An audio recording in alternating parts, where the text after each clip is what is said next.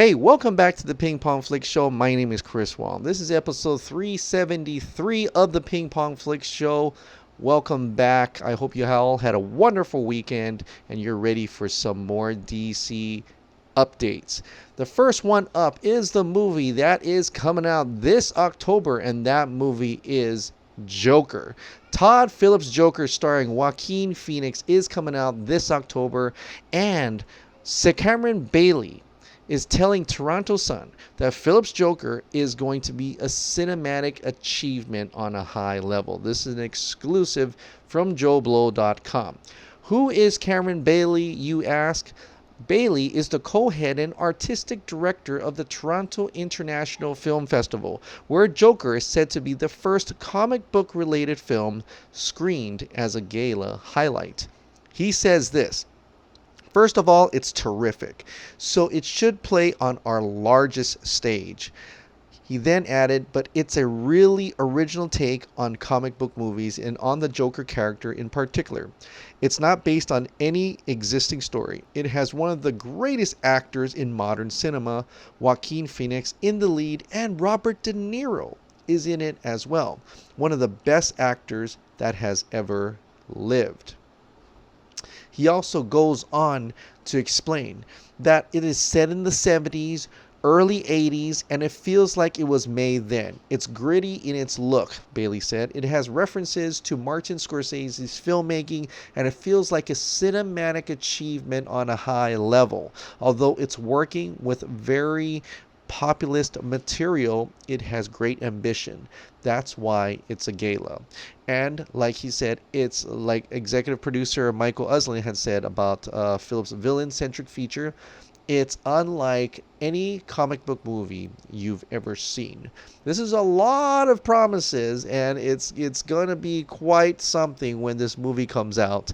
But it looks like, and it just seems like, that these filmmakers, Todd Phillips and the people who worked on this project, was able to make a comic book property into something artistically, incredibly cinematic achievement to catch the eye of these other type of audience on a property that is mostly used as a comic book material. So I think that is interesting. In order to capture a different type of audience using DC Comics material and grabbing a new set of eyes onto this universe. Now that doesn't mean that they'll all of a sudden start looking at other films within the DCEU. But it does mean that Warner Brothers actually has an audience they can cater to using said material from the DC Comics. And I think that's a great thing. That kind of shows that Warner Brothers and DC can make different types of films, not just one-tone films for a larger, different audience. They're going to use this set of movies for this type of audience, this set of movies for this type of audience, and of course in the overall the giant blockbusters for a lot of the general audience that wants to go to theaters to watch the DCEU continue. So that is an exciting thing, and Joaquin Phoenix's Joker comes out to the cinematic stage on October 4th. We should be getting a trailer in a week or so. It could be dropping in any time at this moment, as we are already in August, and it's already probably time to ramp up that marketing effort for the Joker. Now, there's other movies coming out, and one of them is Wonder Woman 1984. Now, we have an update on the Wonder Woman 1984 reshoots that happened a few weeks back.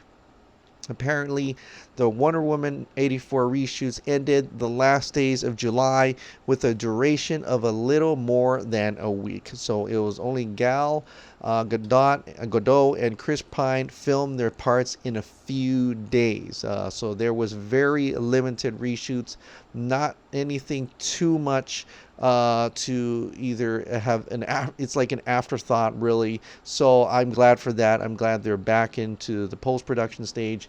They probably missed something, or they probably said, I think we could have shot this a little bit better for this scene, and Patty Jenkins decided to reshoot those things. So but that's over and done with, and then we can move on from there to other parts of post-production, and that includes the score. Now, we know Hans Zimmer is returning for Wonder Woman 1984, and that is fantastic. He didn't score the Wonder Woman movie, but he did score Batman v Superman, and he did bring in electric cellist named Tina Guo to give Wonder Woman that iconic theme. Would he bring her back? And that answer is yes, because Tina Guo had actually come out on Twitter and said this: headed home to LA tomorrow after an amazing time at Wacken.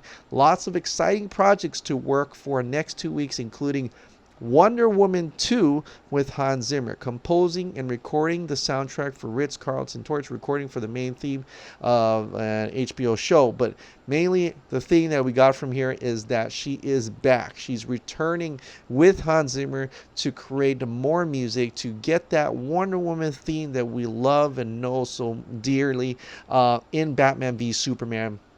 It's back in Wonder Woman 1984. Now, next is a little bit more on Matt Reeves The Batman, and this is coming from Geeks Worldwide. They're saying exclusive that Giancarlo Esposito and Jamie Foxx are on a short list for a role in Matt Reeves The Batman.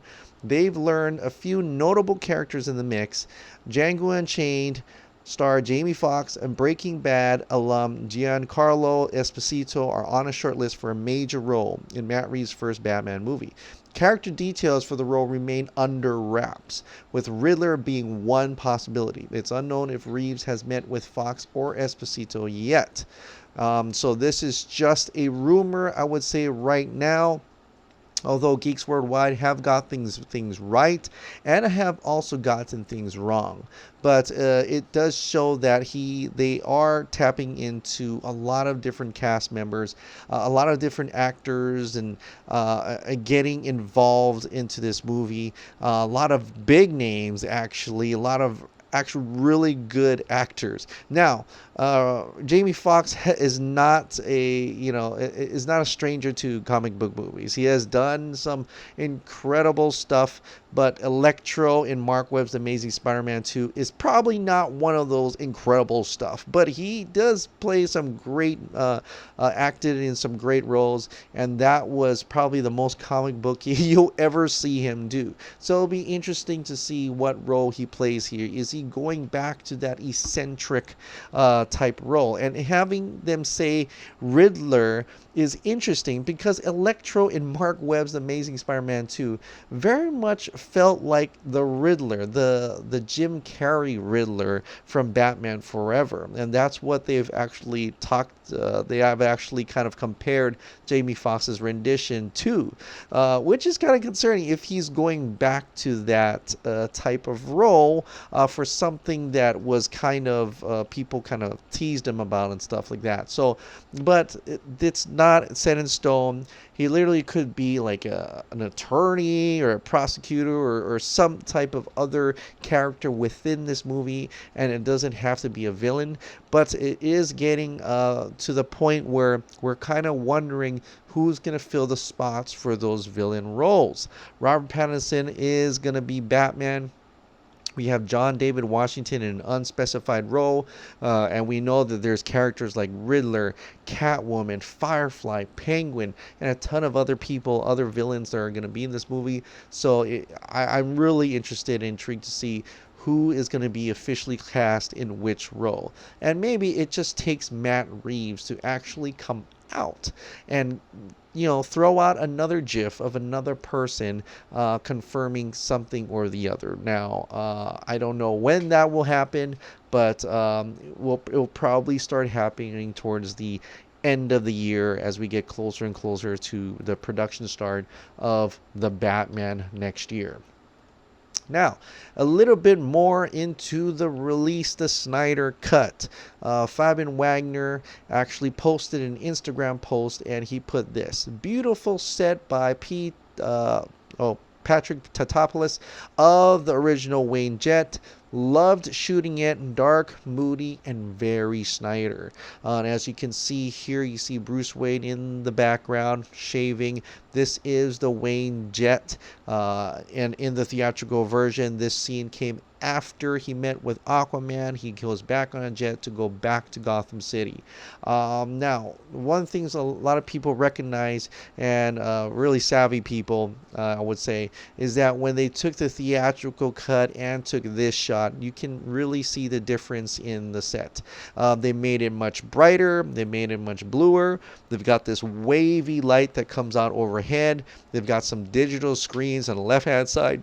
So it is interesting, to say the least, how much they really changed it up, really brightened it up to be a little bit more, I'd say, trying to be, I guess, optimistic, even though, you know, Snyder was going for that Batman dark tones, that dark moodiness environment, and which would actually fit in a lot more with Snyder's work, with a lot more in when you connect it with Man of Steel and Batman v Superman. So a definite tone change has happened in this film, and Fabian Wagner just really put more of that information out for us to recognize. Now, Release the Snyder Cut had another huge article today, and it is coming from the Telegraph, which is in the UK, and it was written by Helen O'Hara, who is actually a writer for Empire magazine, a pretty good, well-known journalistic journalist, and I'm actually involved in this article along with Will Rowlands. She did reach out to me after reaching out to Will Rowlands, and wanted to get our input on certain things. I'd like to say this article has a lot of good information here, factual information for what the Snyder Cut fandom has done, including the advertisements, billboards, the donations to American Foundation of Suicide Prevention. They've also done quite a number of different things about the campaign, of the petition that has happened. There is many stuff in here that actually did happen. There's nothing, they don't try to go around this at all, and I think she did a really good one over here. Great about this article is just shedding more light onto the matter, or re-shedding that light on the matter and bringing it out to readers of the Telegraph. Maybe find an audience that has not even known about this, shed a light on the studio that had done this, and perhaps even get their interest into this Snyder Cut and make them want to search for it more, and possibly even make them want the Snyder Cut. So I like these type of articles where they go into a lot of details, a lot from the beginning towards where we're at right now. Now, I'm not really going to comment on how much the cut is done, because I myself do not know firsthand. There is a lot of information out there that could or could not be factual, but according to her research and what she's found, I'm going to read to you what she has come to say. And she said this in her article: a VFX expert working for a major effects house is pretty sure that their company had not delivered anything close to final on much of the film, and doubts that any other visual effects providers on the film were further along. The movie was still months away from delivery when Joss came on board. It seems very unlikely to me that there was anything close to a releasable cut of the film. Put it another way, if there was a near finished movie that everyone was happy with, then Warner Brothers would have got the editor to complete it rather than drop another $30 to $40 million into it. And of course, this also kind of coincides with when filmmaker Kevin Smith was interviewed just this weekend about the cut and how it's not finished movie by any stretch of the imagination.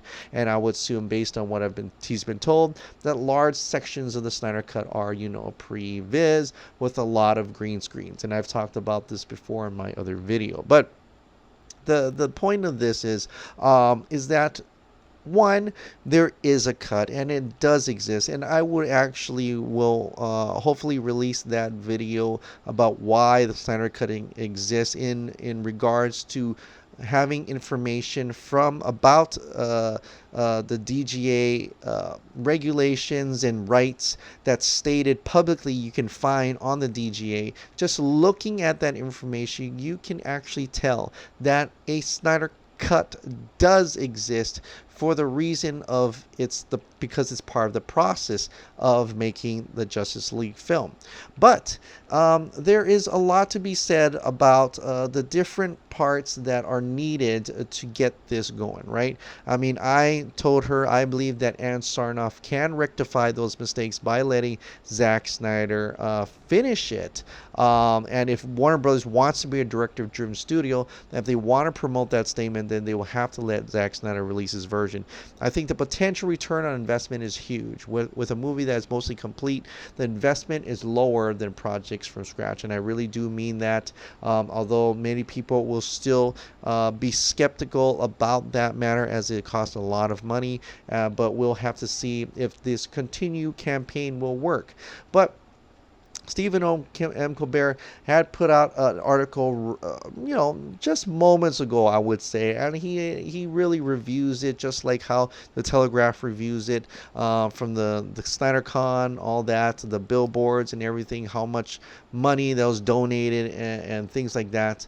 But I think this part is where it comes towards the end that I think makes a lot of sense. And it's something that I hope Warner Brothers is really thinking about at this moment. He said this: while it's no small price tag, Snyder movies perform famously well on home media, and the Snyder Cut has become enough of a sensation that it's sure to follow suit. So it's a near certainty those costs can be recouped, but it's still a hurdle that will need to be overcome in the path to the cut's release. With Warner Brothers' refusal to comment on the Snyder Cut in light of more recent events, the question now is whether or not they'll be willing to invest in the film's completion, or if they'll instead opt to follow Kevin Smith's suggestion and release it as along with disclaimers and possibly a director commentary to explain its in-process state. Of course, they could also continue to hold out on its release, but with the non-stop demand by fans and continued media attention, waiting it out and hoping things die down is probably not the best strategy, and I would have to agree. It's probably not the best strategy at this point. I think people are, there are many people are upset. There are many people are interested, and with that combination of fandom, it's actually circling around towards the rest of the world. For people like Helen O'Hara, who, as a journalist, wants to investigate, wants to know more, wants to tell people that there's something out there that's worth mentioning. And for the Telegraph, for the the Washington Post, well, even the Wall Street Journal, all these other articles, all these other people, the Ringer, who are wanting to write an article about the Snyder Cut, is a great thing. It means that other readers who are not in the fandom, who are not knowledgeable of what's going on, will now know what's going on and may even have a little bit of interest to that matter. They may even be doing their own questioning Warner Brothers. What happened? Why did this happen? And do something about it. And they could all of us. I mean, everybody could become the consumer that is asking Warner Brothers to release a product, asking a company to but to know that we all know what happened, and there is no shame right now in releasing the cut with a statement saying that there probably won't admit anything, but a good statement would probably be Zack Snyder and Warner Brothers decided to release an alternate version of the movie you saw in the theaters, and we are working hard and to be able to bring this out to the fans, and that would be it. That would actually seal the deal. It's not an admittance or anything, and having them release the Snyder Cut, I think it's a big win a gigantic win for all of us. All right, guys. Well, thank you so much for subscribing. Thank you so much for watching. I'll see you next time.